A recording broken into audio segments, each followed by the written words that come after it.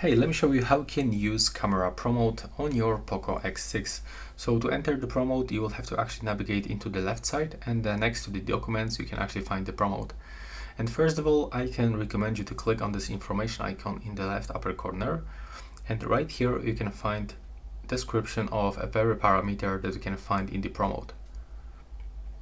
So for example, if you don't know how the shutter speed works, here you can find the short description. So next, let me show you how you can adjust the parameters, but first you can actually capture photos by using ultra wide lens or the wide lens.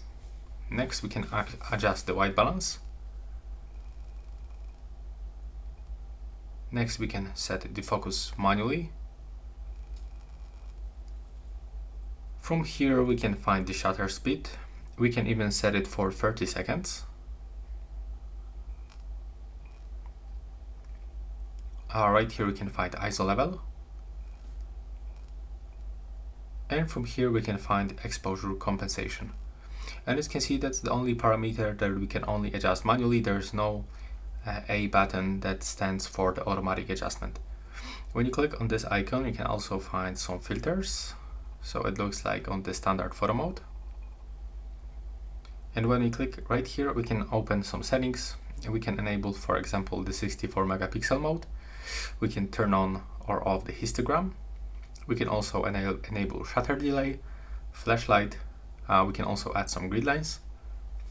We can still adjust aspect ratio. And from here, we've got the exposure verification and the focus peaking.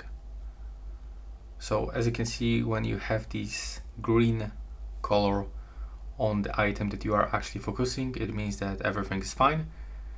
But when you change the shutter speed and you've got too much light on your photo, you will actually get the red lines.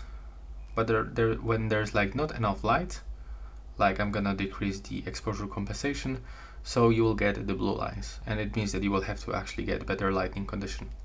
And that's all right now. Please subscribe to my channel and see you in the next one.